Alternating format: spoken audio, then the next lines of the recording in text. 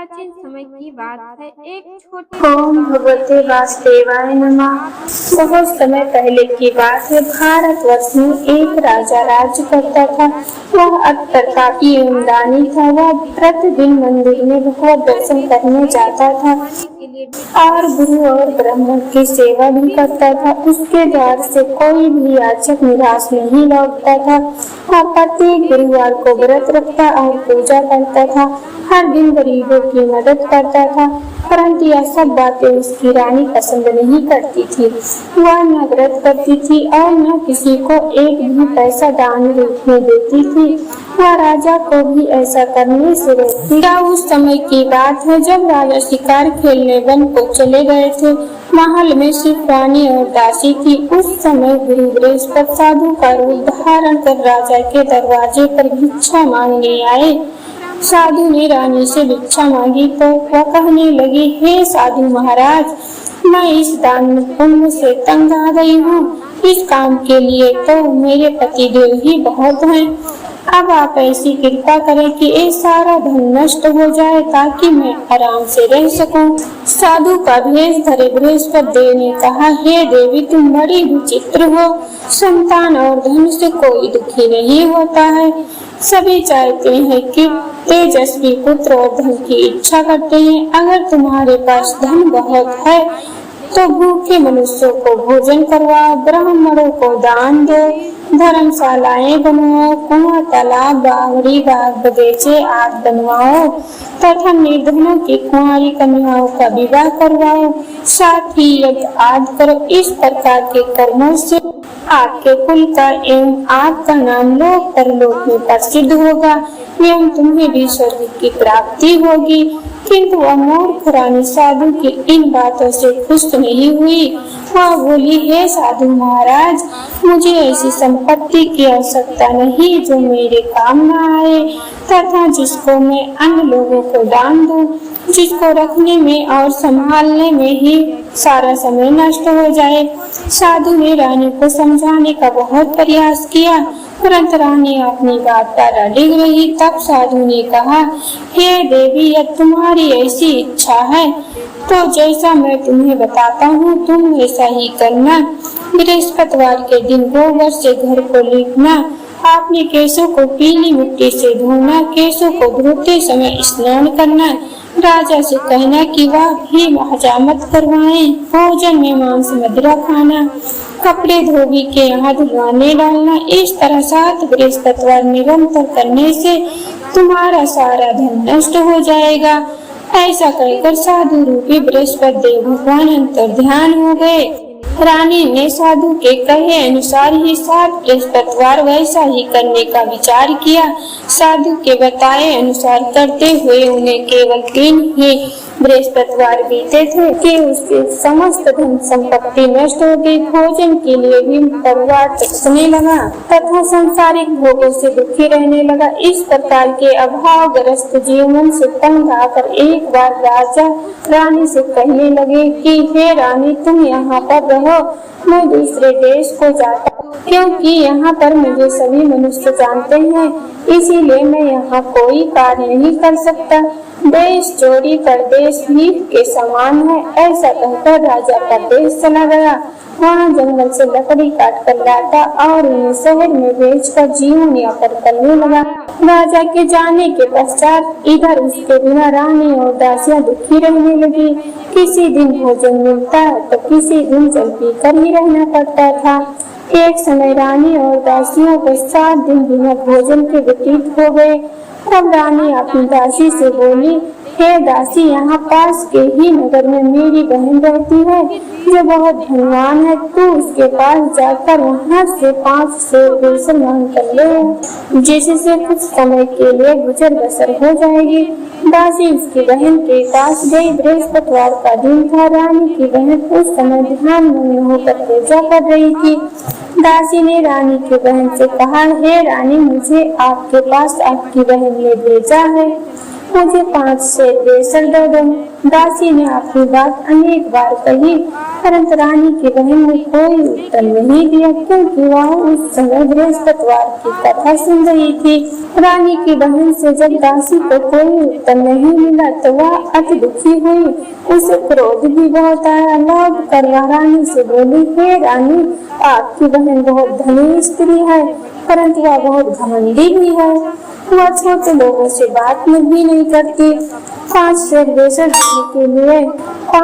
बेसर देने के लिए मैंने उससे बहुत कहा, परंतु उसने कोई उत्तर नहीं दिया।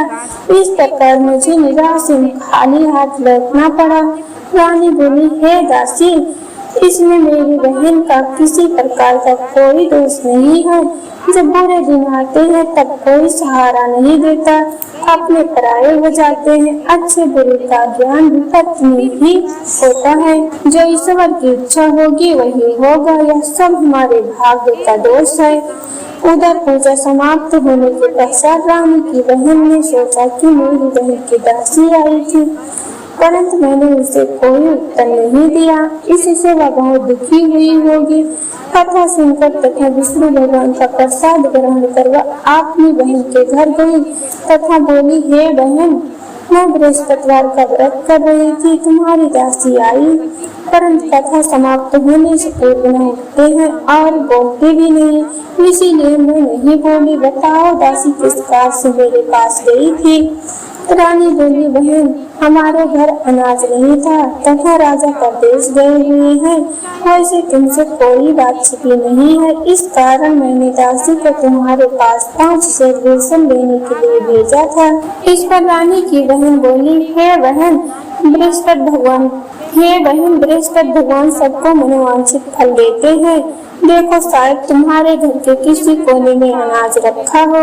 यह सुनकर रानी की दासी घर के अंदर गई तो वहाँ एक घड़ा बेसन का भरा मिला। उससे बड़ा आश्चर्य हुआ, क्योंकि उसके अनुसार घर का एक एक बर्तन अन्न से खाली था। उसने बाहर आकर रानी को सारा वृत्तांत सुनाया। दासी अपनी रानी से कहने लगी, हे रानी, देखो, वैसे भी हमको जब अन्न नहीं मिलता तो वह भी व्रत के सामान ही है। अगर इनसे व्रत की विधि और कथा पूछ ली जाए तो बृहस्पतिवार का व्रत हम भी कर लिया करेंगे।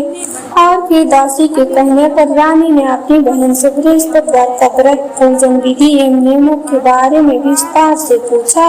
उन्होंने बताया, जो बृहस्पतिवार के दिन व्रत में चने की दाल और मिनक्के से विष्णु भगवान का केले की जड़ में पूजन कर दीपक जलाता है, पीला भोजन करता है, पीले वस्त्र धारण करता है तथा प्रेम पूर्वक बृहस्पति भगवान की कथा सुनता है, तो इस प्रकार करने से गुरु भगवान बृहस्पति भक्तों से प्रसन्न होते हैं, अन्न धन जल पुत्र देते हैं, मनोवांछित मनोकामना पूर्ण करते हैं। फिर व्रत एवं पूजन की विधि बताकर रानी की बहन ने अपने घर लौट गई। उसके पश्चात रानी और दासी दोनों ने निश्चय किया कि बृहस्पति देव भगवान का व्रत एवं पूजन जरूर करेंगे। 7 दिन पश्चात जब बृहस्पतिवार आया तो दोनों ने व्रत किया। गुड़साल में जाकर चना और गुड़ भीन लाई और उसकी दाल बनाकर केले के जड़ में विष्णु भगवान का पूजन किया। अब पीला भोजन कहाँ से आए, यह सोचकर दोनों बड़ी दुखी हुई, परंतु उन्होंने व्रत किया था, इसीलिए भगवान बृहस्पति देव उनसे बहुत प्रसन्न थे। एक साधारण व्यक्ति का रूप धर के वो 2 थालों में सुंदर पीला भोजन लेकर आए और दासी को देकर बोले, हे दासी, यह भोजन तुम्हारे और तुम्हारी रानी के लिए है, तुम दोनों इसे ग्रहण करना। दासी भोजन पाकर अति प्रसन्न हुई और रानी से बोली, हे रानी जी, भोजन कर लो। रानी को भोजन के विषय में कुछ पता नहीं था, इसलिए वह दासी से बोली, जा तू ही भोजन कर ले, क्योंकि तू व्यर्थ में ही हमारी हंसी उड़ाती है। दासी बोली, हे रानी, एक व्यक्ति भोजन दे गया है। तब फिर रानी बोली, वह भोजन तेरे लिए ही दे गया है, इसीलिए तू ही भोजन कर ले। दासी ने कहा, हे रानी, वह व्यक्ति हम दोनों के लिए 2 थालों में भोजन देकर गया है, अतः मैं और आप दोनों साथ साथ भोजन करेंगे। फिर दोनों ने भगवान गुरु बृहस्पति देव का धन्यवाद किया और नमस्कार कर भोजन प्रारंभ किया। उसके बाद से दोनों ने प्रत्येक बृहस्पतिवार को गुरु भगवान का व्रत और भोजन करने लगी। बृहस्पति भगवान की कृपा से उन दोनों की भोजन एवं धन की कमी दूर हो गई, परंतु रानी फिर पहले की तरह आलस करने लगी। तब दासी ने कहा, हे रानी, आप पहले भी इसी प्रकार आलस करती थी। आपको धन संभालने एवं दान देने में कष्ट होता था, इसी कारण सभी धन नष्ट हो गया और हमारी ऐसी दुर्दशा हो गई। अब गुरु भगवान की कृपा से हमें धन मिला है तो आपको फिर आलस हो रहा है। बड़े कष्टों के बाद आपने यह धन पाया है, इसलिए आपको दान पुण्य करना चाहिए।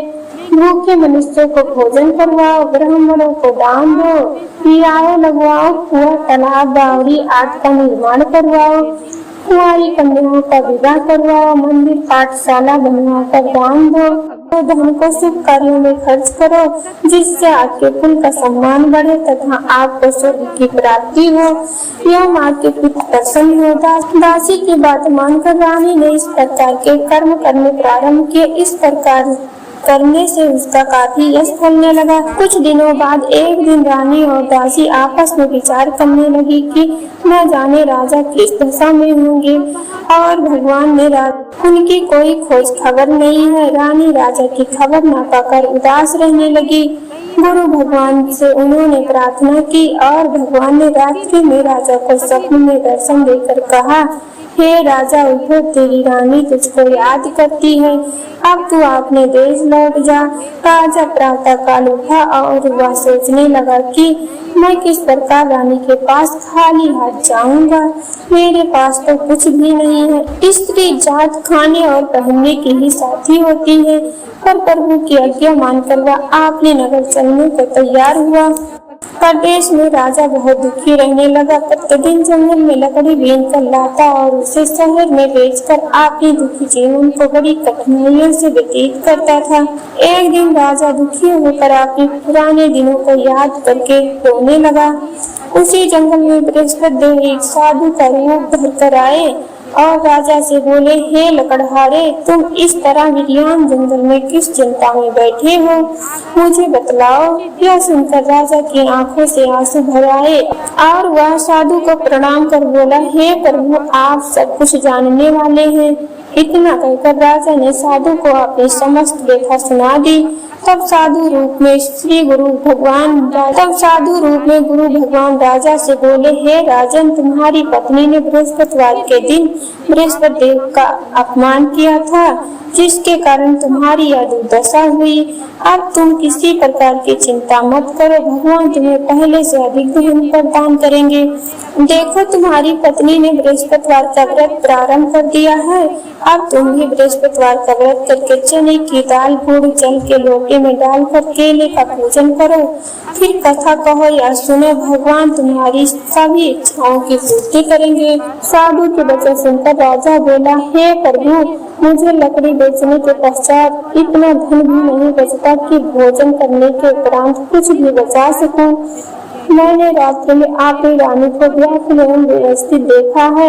मेरे पास कोई साधन नहीं जिससे उनका समाचार भी जान सकूं। इसके अतिरिक्त मैं बृहस्पति देव की कथा भी नहीं जानता हूँ, जिसे कह या सुनकर मैं व्रत धारण कर भगवान बृहस्पति देव का पूजन कर सकूं। साधु ने कहा, हे राजा, तुम किसी बात की चिंता न करो। बृहस्पतिवार के दिन तुम नित्य की भांति लकड़ियां लेकर शहर में जाओ, तुम्हें रोज से 2 गुना धन प्राप्त होगा, जिससे तुम भली भांति भोजन कर लोगे तथा गुड़ एवं चने का प्रसाद खरीद कर बृहस्पति देव की पूजा भी कर सकते हो। कई बार खाने के लिए भी पर्याप्त